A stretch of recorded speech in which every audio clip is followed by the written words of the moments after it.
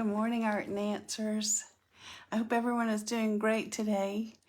And we are here today to do Mountain Guide, which I think turned out really good and it was really fun. For me, it was really a practice in finding what my wellness and balance means to me. And of course, that's what June's chat is all about. What our focus on is finding balance within your life. Good morning, Donna. And what are you going to do with that balance to help make your wellness optimum? So let me take a sip. Hold on. So you saw the example of what we're doing today, and there's two options depending on whether you're feeling a little silly or a little serious.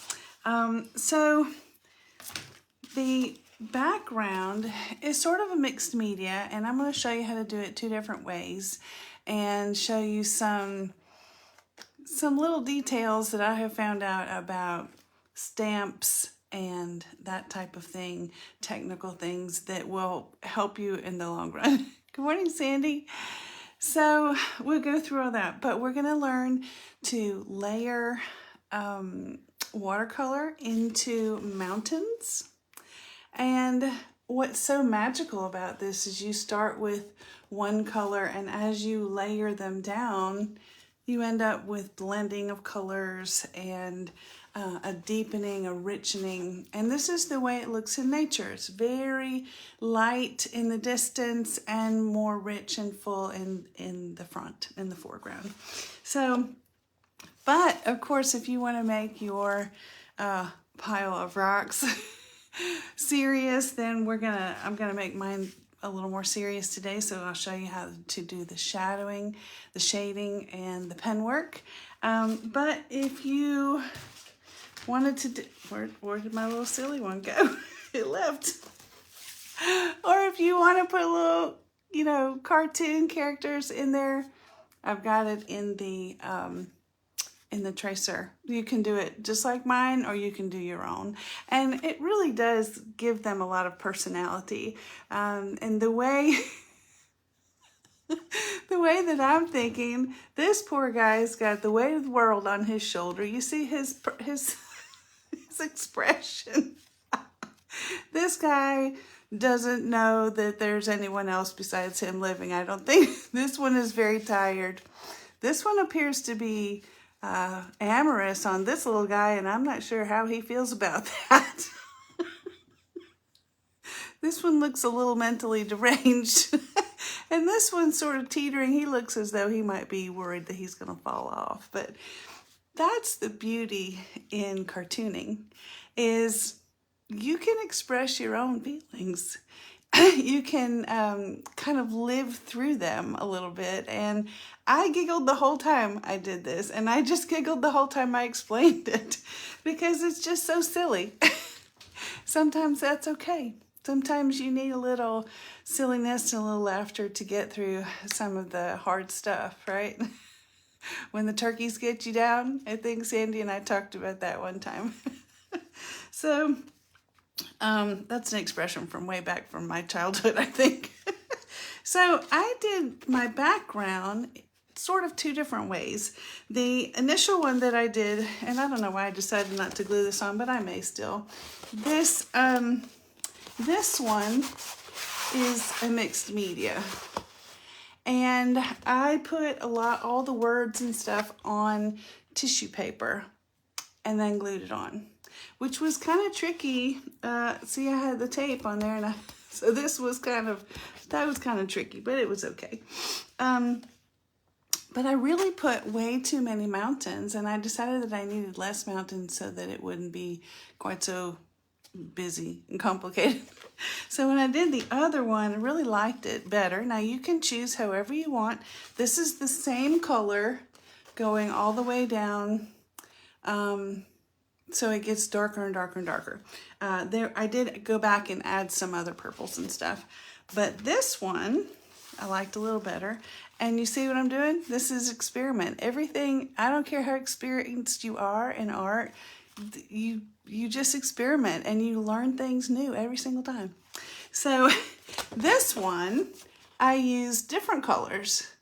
So I think we're gonna do this one today, a little bit different colors. And if you noticed yesterday, I posted this paper, which has all kinds of words on it. And the whole point was this, obviously, this pile of rocks is a cairn. And we're going to talk about why a cairn and what it is and what it means and what it can mean for you. So I'm going to read you some of the things that cairns are for, used for, thought of, whatever. And then I want you to go through this list and see what resonates with you, because those are some of the words that we're going to put into our mixed media today. You don't have to use these words. You may have a whole different set of words that mean something more to you. But has anyone ever made a cairn yourself? Have you ever piled those rocks and tried to make them all balance? It's very hard. It's very hard. I have only tried it a few times. I was successful with a very simple one, but gosh, some of them are huge. Some of them are arching. And I've seen a lot of controversy around them as well. I think they're beautiful. I think it's like finding a gem in the forest when I find something like that, because somebody took the time to do it. I'm reverent about it. I don't touch it. I just look at it.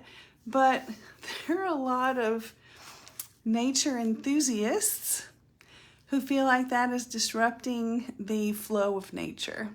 And you know what? They're entitled to their opinion as other people are entitled to theirs. So there's always a yin and a yang, and that's balance as well. That's the whole point. So I'm just going to kind of, I don't know that you've memorized these, but I'm going to kind of read through and tell you what different meanings these pile of rocks can be and how you can relate them to your life. So a cairn is a perfectly balanced pile of stones, often used as a trail marker or a memorial. Now, I knew they were a trail marker, but I did not realize that people use them as a memorial. We actually have a walking trail at the hospital, which is not really in the woods. There is a little wooded area, but because of the hurricane, because of some natural things, there are some stumps that were trees that fell down and they just cut them, and so there were stumps. And as I was walking that trail, I saw not a pile of rocks, but on some of those stumps were just a rock. And I know that's what it was. I know it's someone's, I don't know, their memorial to themselves, I guess, or whatever they're going through while they're walking through this thing. So upon a closer intellectual look of those things, you can learn a lot of things. So one of them is mindfulness. Mindfulness and patience. Obviously patience, because you can't make these things work without patience, without trying to really, and sometimes using both hands and a foot and maybe a friend to get them all situated so that they will actually stick together with gravity, right? So you have to, building a cairn requires focus and attention, patience and balance. Each stone of the process can be a meditative process. I thought that was fascinating. Think about that. You have to choose each stone. You have to go around. You can't just pick up a pile of rocks and just start. They have to be the right size, the right shape, have a little divot in them, maybe be the right color if you're going for something like that. So it really is a meditative practice, and it encourages you to be present in that moment as you are focusing on that task. it's hard to be upset about everything in life and everything in your life when you are trying to pile rocks together. It takes all of your attention, all of your focus. So they also represent stability, because if they weren't piled perfectly, they would fall down, just like you. If your body is not stacked perfectly, you will fall down or you will be deformed, right? So it is definitely a practice of stability. When your life is not stacked properly, your life comes crumbling down. So it's pretty interesting. A cairn can also represent community, because the top rock can't stand up where it is without all the bottom rocks. It's important. They have to have each other to balance on, to distribute the weight on. Sometimes you see them and they're like, they've got one sticking way out to the side, and that's why, because it's got a counterbalance. Sometimes I think about my husband as my counterbalance, you know. I get way off on a tangent and he centers me. He's the one that keeps everything going, okay? So these piles of rocks called cairns, and I don't mean Karen like, I mean a cairn.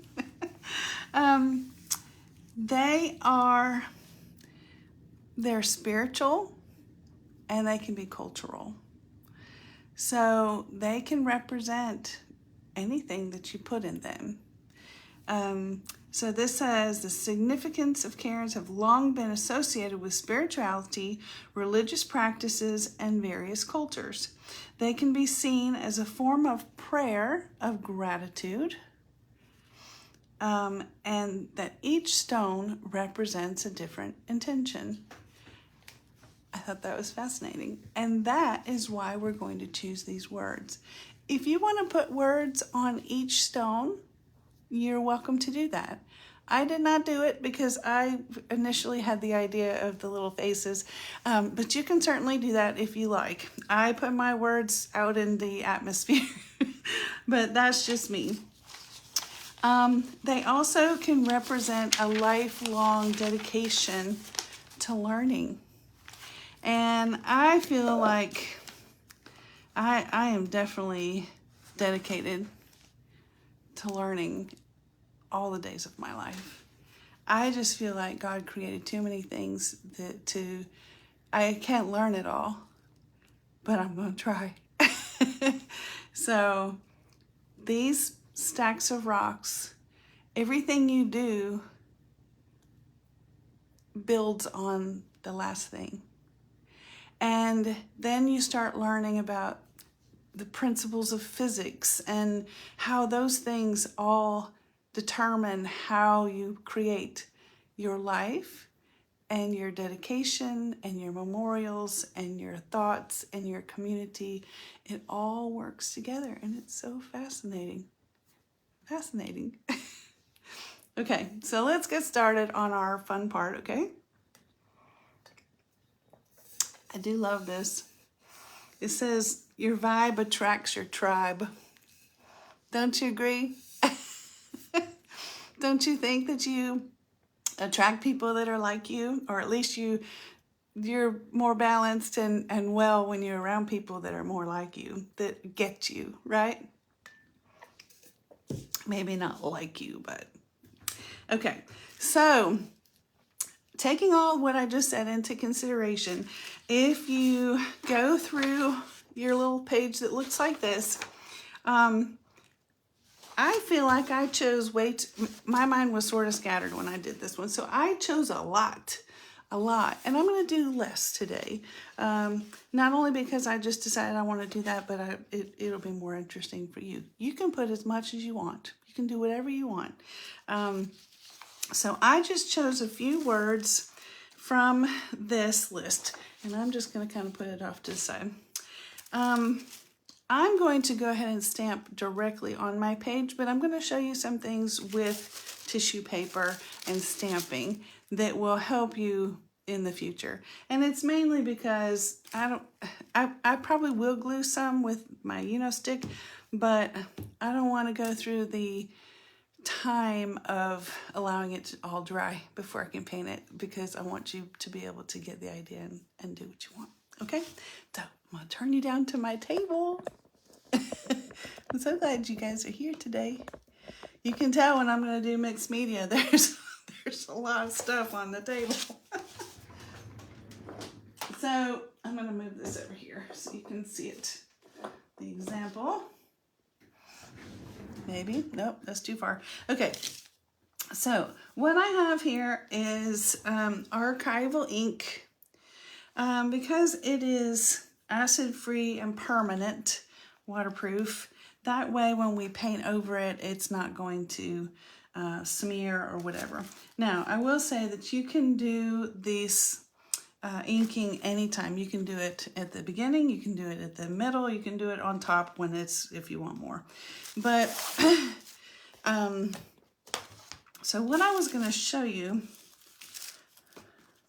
about the tissue is sometimes when you have, let me see about this set of letters, and I went ahead and got some of the letters out so that you wouldn't have to, watch me hunting for an F or whatever.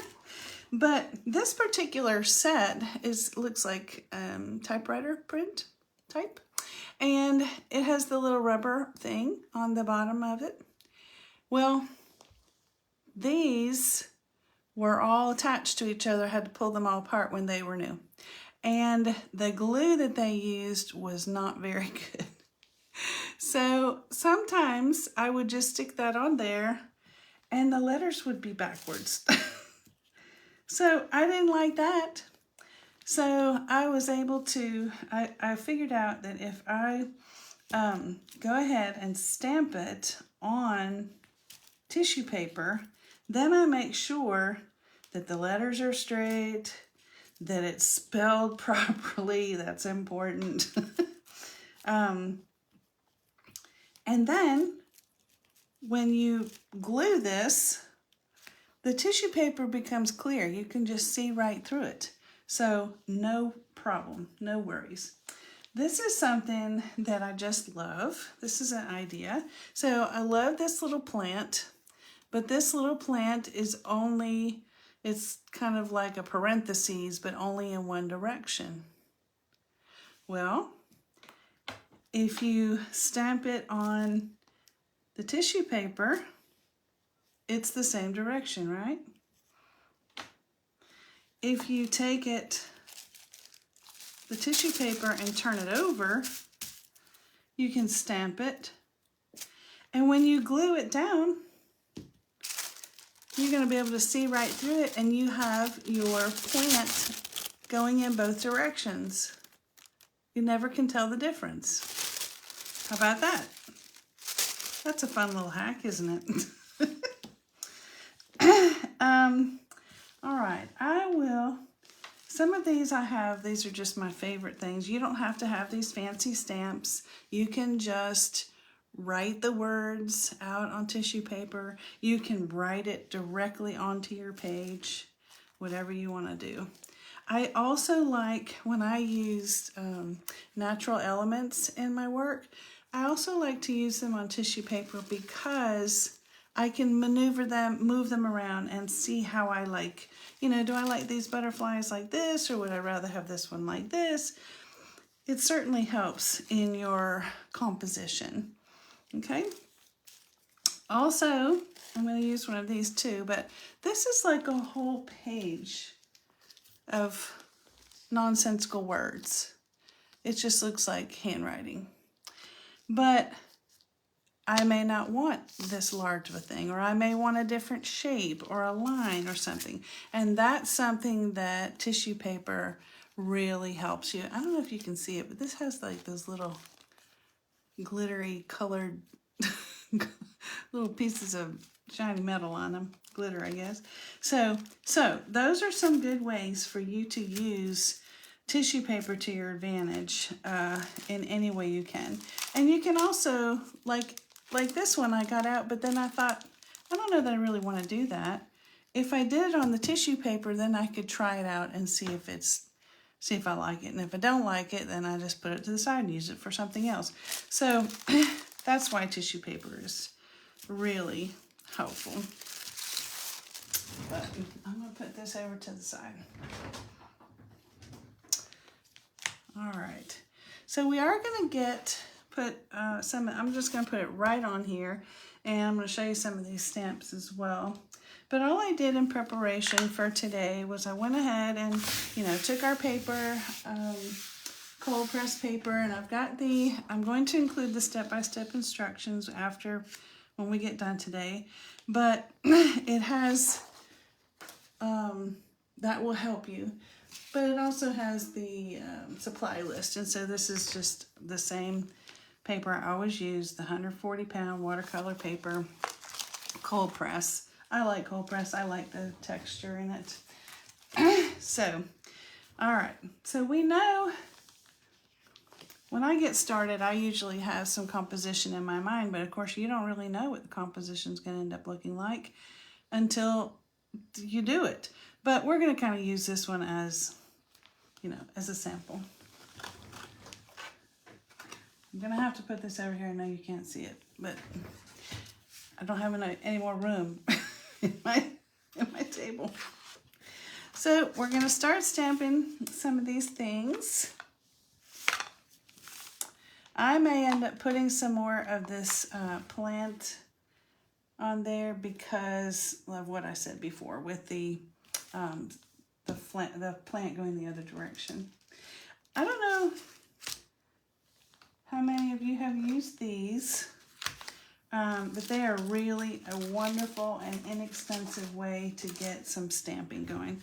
So this happens to be just a whole sheet of letters.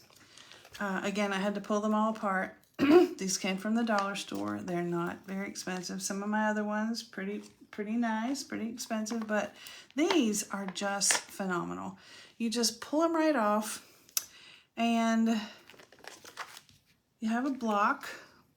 You don't have to use a block, but I put all my letters on there. And of course you need a second A. And what's nice about the block is you can turn it over and you can see what your letters look like. So I'm going to put this one down the side over here. I did this last time and I really like it.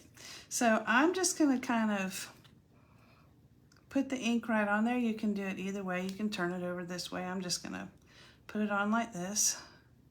Make sure that I've got, sufficient amount.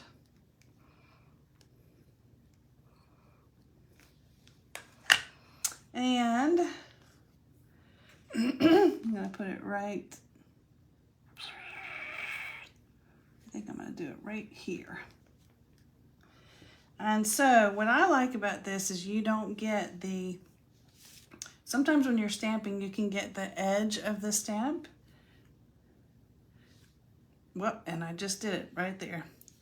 But then you can actually take all these off. And I'm just gonna stick them right back on this page so that I know where they are next time, because I'm only going to use the A again.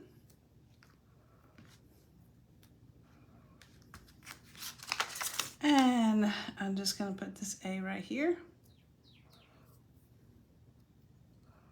I was overzealous with the ink.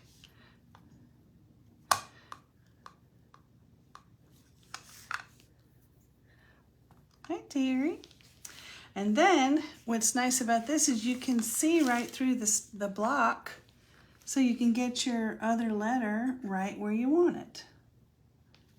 How about that? Awesome, right? And I'm gonna put this back on here so that I know where they are. I did really like this particular one on this piece. This is just a plant, and I didn't bring the big block, so we're just going to wing it. Unless I didn't bring the big block, it's right over there, but I'm not going to do it. All right, so I'm going to let this go right off the edge. It doesn't matter.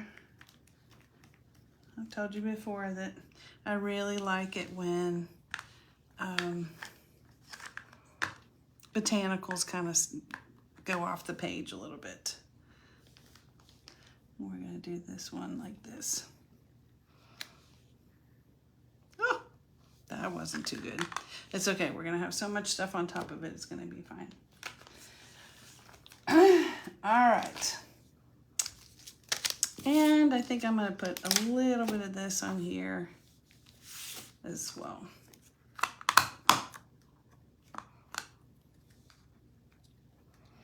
I thought maybe it would be so cool to have some music, but all I have is a stencil of music, and I felt like it was too big for this, so I didn't like it. All right, this one is really helpful. It really adds a lot of just interest for the background, you know.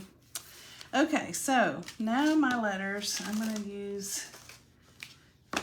going to use the butterfly on this particular one because I've gotten fascinated with sparrows. We're gonna this is probably a swallow, actually. It's got the little forked tail, but we're going to put our words on there next.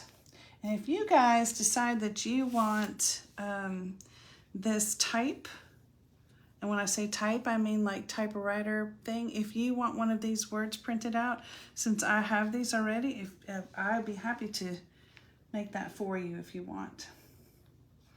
And I'll just post them in the group or whatever.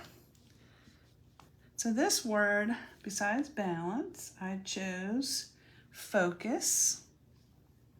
And I will say with the tissue paper and with this, if you just kind of hold your ink on there a little, you know, more than just a stamp, because see, like I did there, I didn't get it all, but it will soak into the paper and be a little bit more defined and attractive. So we got focus right here.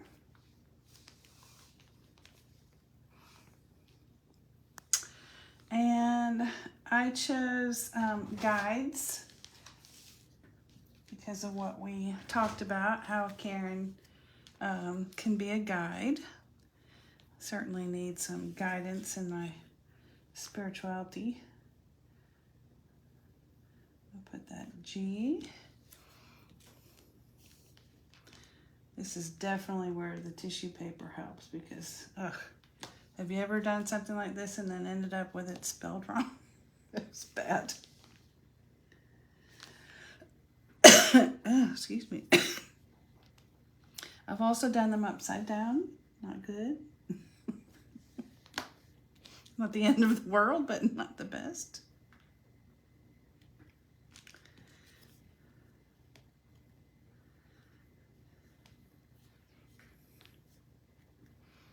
There we go.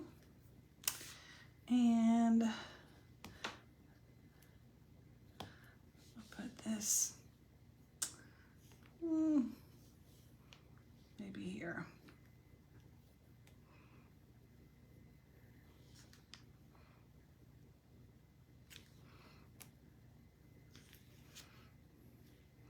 I'll have one flying in the foreground too. Okay. I also chose stability as one of my words. I'm going to put it up here.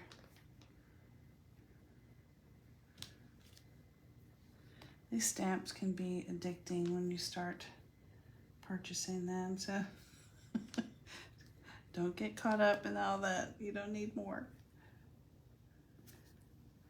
I've had these a long time.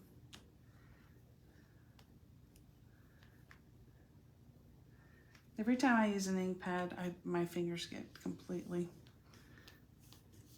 full of ink. I'll make sure I'm spelling it right. L-I-L. L. Back to the I again. And T.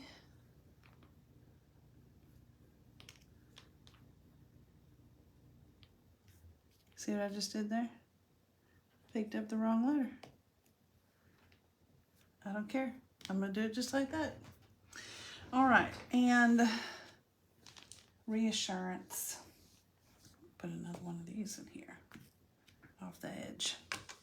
All right. Where should we put this one?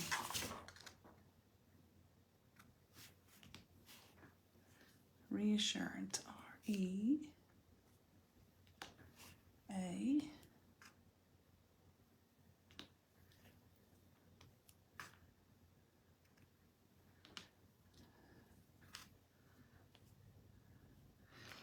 You know, N's and U's, they're not always exactly the same. They're hard to tell apart sometimes. I have to go back to the R.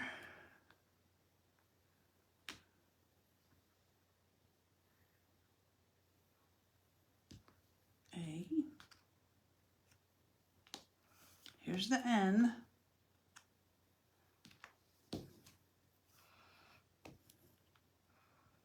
C and E. And that one just kind of, maybe the uplifting wind of that bird. I don't know. Okay. I did feel like my little compass was sort of important here with the mountains. We're just going to put that on there. I think that's probably good for now. I think those are all the letters I left out. Oh yes, I want to put some of these flowers into.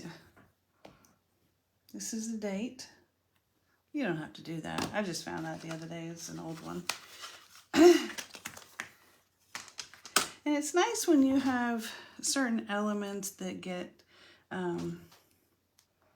reused in your art.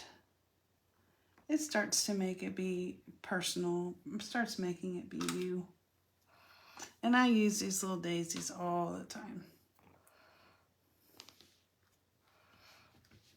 I just love them. And you can go back, you know, with this ink, you can always go back and ink in some more.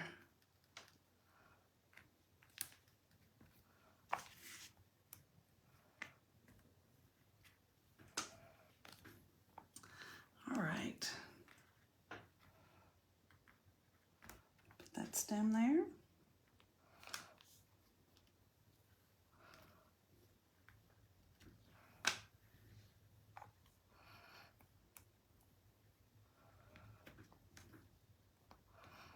I'll put two there. That probably won't show very much. It'll probably be under our Karen, but okay. I'll make us some room.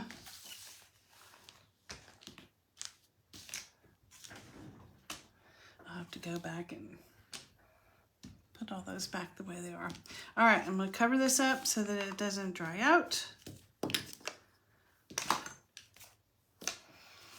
All right, so it looks like a perfect mess, doesn't it? But we're going to bring these over here.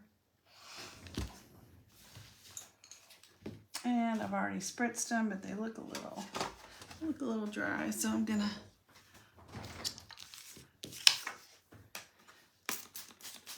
give them one again.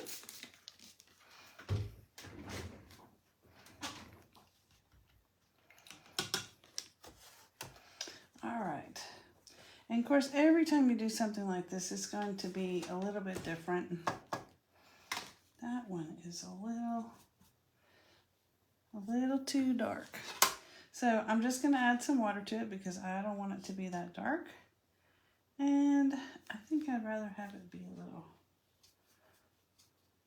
I'm going to add a little bit of violet to it. Okay, so we're going to start here. And we're just going to kind of put in the sky. It doesn't really matter, you know, where you end.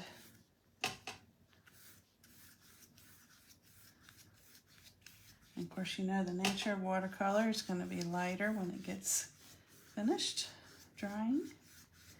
So, and I just did this wet on dry. I guess I should move over so you can see what I'm doing.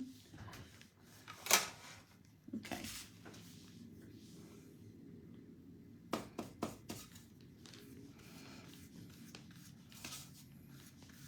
I'm just going to put a little bit more on there because that's going to be too light. I want it to be vibrant. There we go.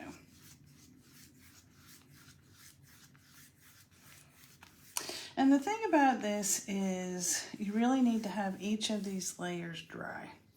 And that's a problem for a tutorial like this. But I'm going to, yesterday I learned that I could mute things where you didn't have to listen to the sound of the dryer, which is awesome. So, while I'm going to go ahead and mute this and I'm going to get it to dry. You be looking at your words and see what you want. Now, if you don't have stamps like this, it's just fine. It's totally fine. Just use a, make sure you use a watercolor, a permanent pen of some variety. You can write it right on here, or you can put it on your tissue paper, however you like. Okay, so I'm going to mute you and get my dryer out, all right?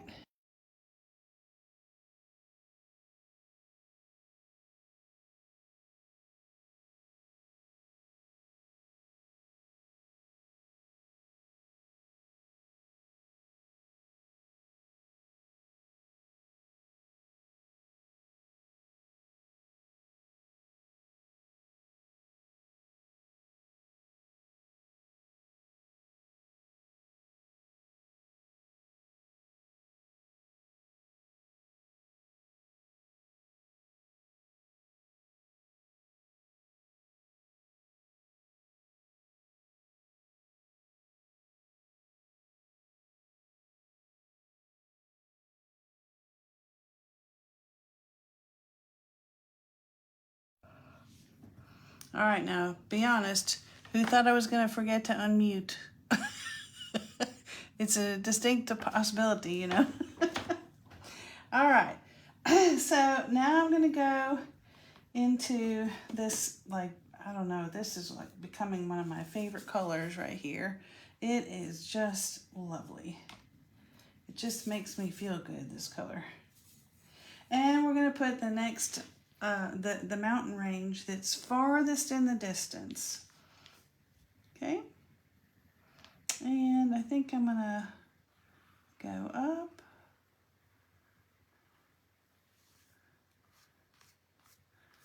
And we're just gonna let that fade off into the bottom. Because I don't want this, you can do it where you paint it all the way down, which I have done in the past. But I also don't want these colors, I want them to blend, but I don't want them to get so dark. So I'm just going to kind of feather this out. And maybe make this mountain a little bit more dramatic, huh? Okay. So now if we don't either let this dry or make this dry, then the next mountain range, the next ridge, it will just bleed into it and it won't look like a mountain range. So you can kind of see in this one, it wasn't exactly dry. And so you can see it kind of bled in. So we're just going to do this a few times, like four times. So I'm going to mute you and let's try again.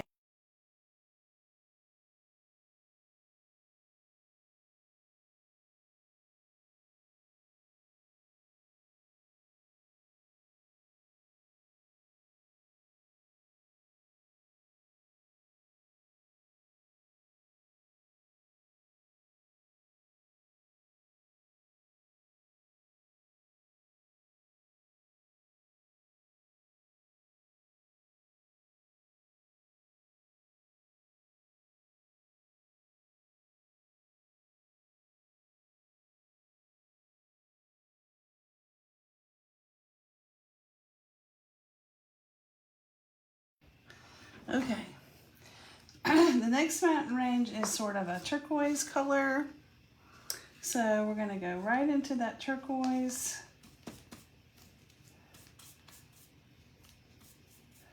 And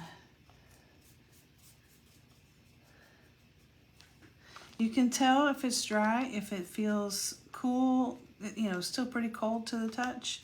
And this one stays a little bit, but not bad. All right, and then we're going to come and make another mountain range.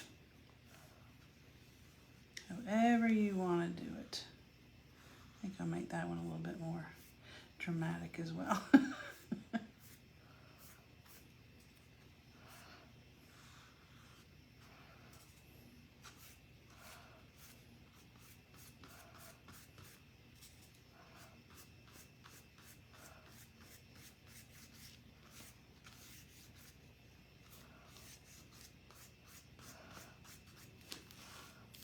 Okay.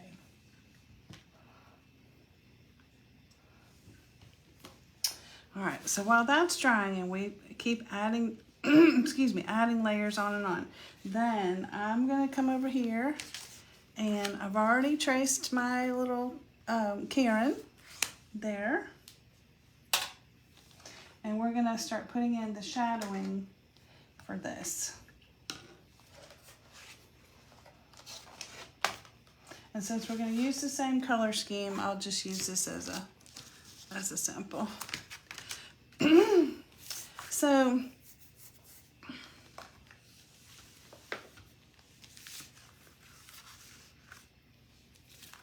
get it where you can see it. There we go. So I decided to use this purple. Now you can use more natural colors if you care to. But this particular one, I'm going to do wet on wet. So I'm just going to carefully put some water inside the center of, inside the outside edge of this rock, of this stone. And if you notice, I'm going to leave a little bit of white because that's just going to be a natural highlight. We can always add more if you want. I'm going to put the darker color on the bottom because that gives it a little bit of weight. And we're going to let that just go right into the water and let it bleed into that, okay?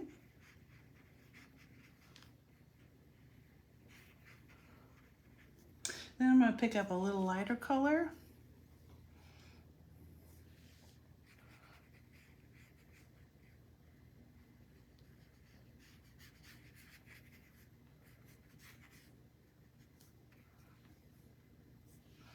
You can add some darker color in wherever you feel like you need it.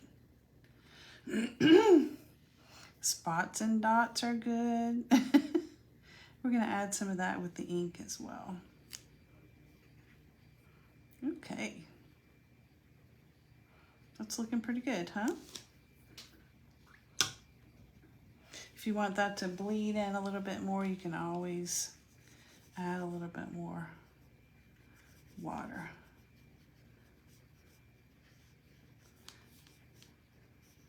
Just don't overwork it. You know, watercolor is going to kind of do its own thing. If you just keep working at it, pretty soon it just all becomes one color. Okay. So since we're doing wet on wet technique, I can't do the very next one next to it because they will bleed. And that might be fine with you. That's okay. I just don't particularly want that on this thing. Sometimes it works out just fine. So same thing, I'm gonna kind of paint this in with water, leave a little outline, or you know, a highlight area. I'm gonna use yellow.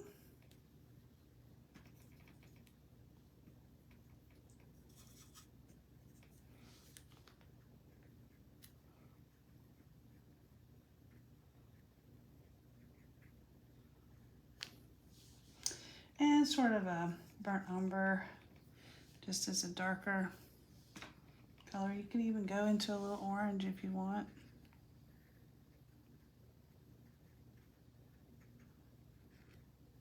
Just remember where your light source is coming. Obviously this one is coming from this direction. I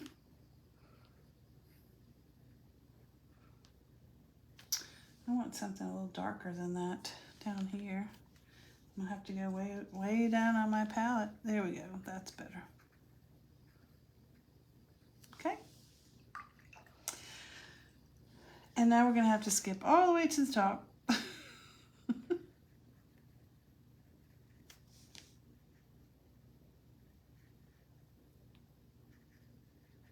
This one I did sort of a two-tone. I kind of liked how it went with the blue. Kind of brought it in.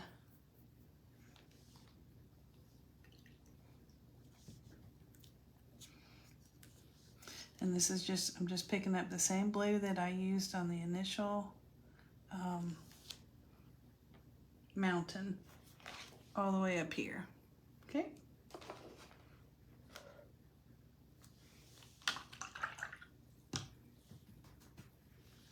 When I do things like this, I often, it's like laundry day when I do things like this. Because I'll do one and then I'll let it dry and then I'll do another one. All right, so we're going to use sort of this yellow color, but we're going to highlight it with a little pink because we're going to put pink on that one.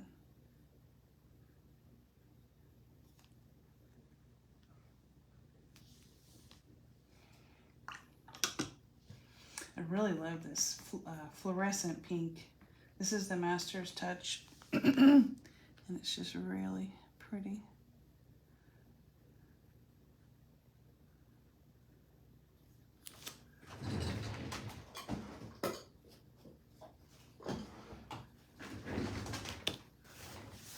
So if you get paint where you don't want it, just suck it up. It's okay, no problem. It's always important to be reminded of that. You don't want to, panic. There we go. This is a little dark up here, so I want to suck up some of that paint. Plus, it's going to make it a little faster drying.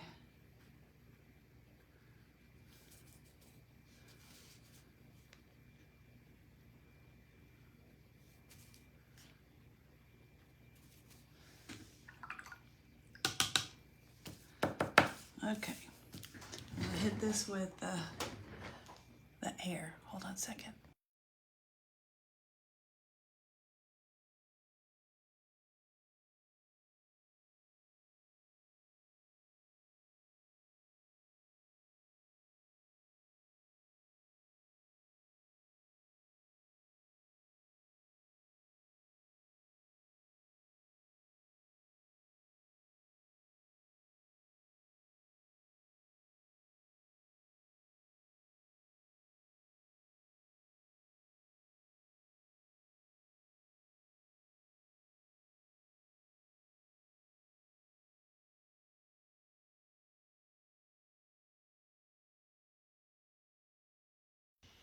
Did you notice that I picked the page up as I was drying it and let the color move around a little bit?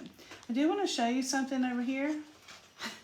When I was a little overzealous with my water, and look what happened. I ended up with a big splash on there. It's okay. I'm going to leave it just like that. It's going to be fine. I'm going to let it dry. I can actually I can actually blot it up a little bit if I want to.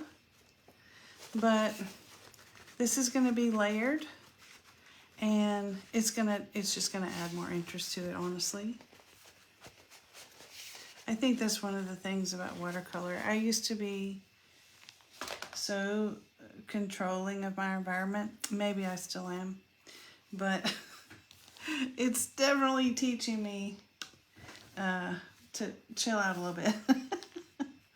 All right, so we're gonna carry on here. Who's gonna put faces on theirs? Anybody? I just love that. I thought that was so fun.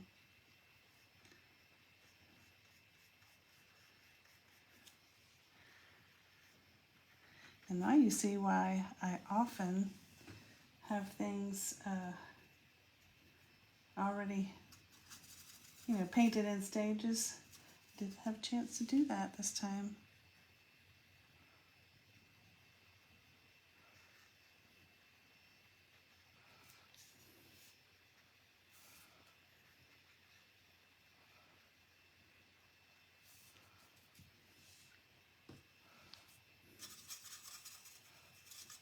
This is what I love about watercolor the most. I just left this on my palette, let it dry, and ta-da, now I have color. It's awesome.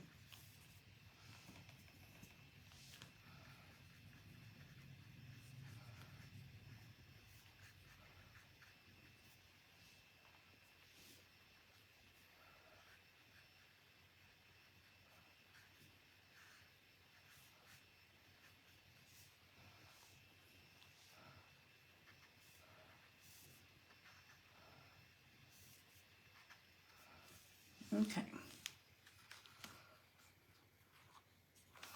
We're going to let this dry on its own.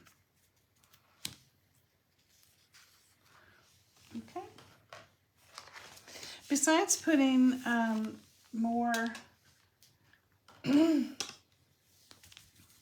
mountains on here, which we're just going to put one more ridge on here, which is kind of a blend between this one and this one,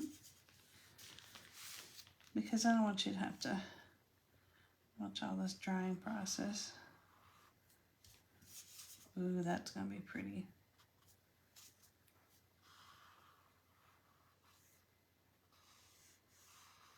Nope, I wanted to go up.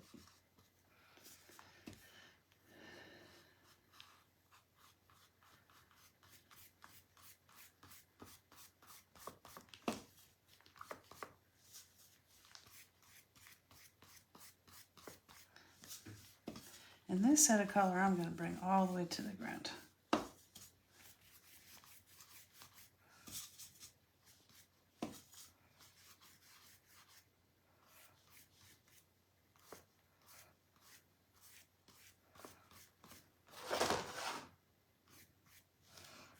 Okay.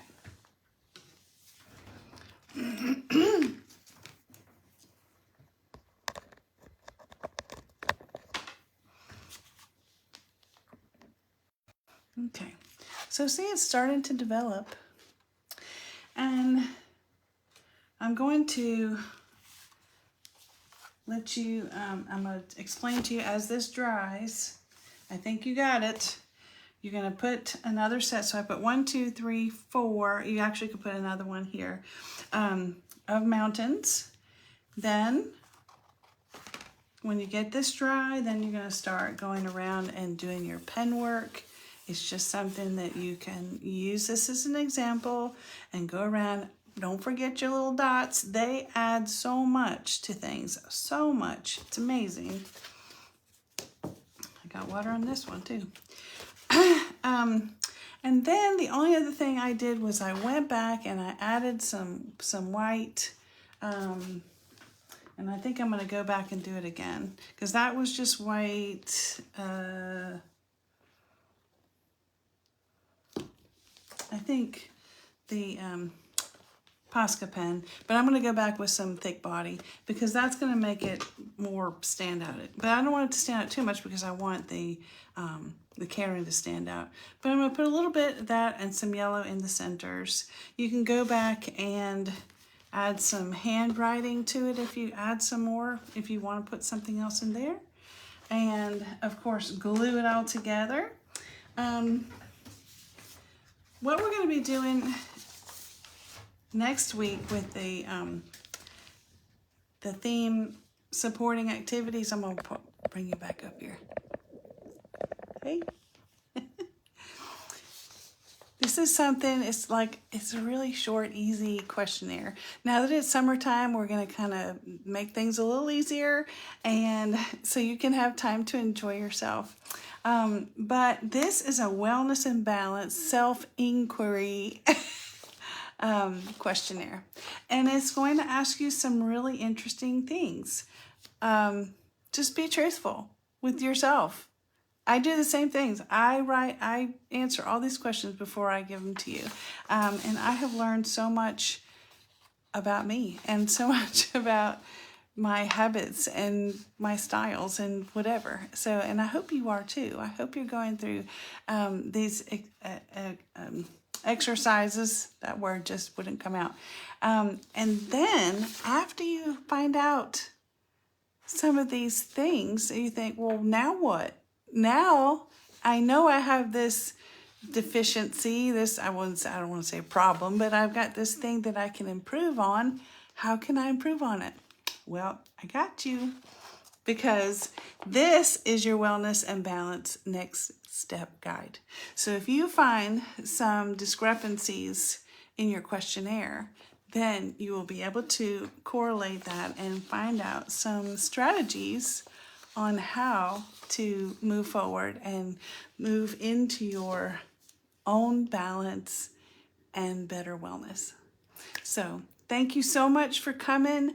I can't wait to see your version. I wish for you to post it so we can see it and we can talk about it.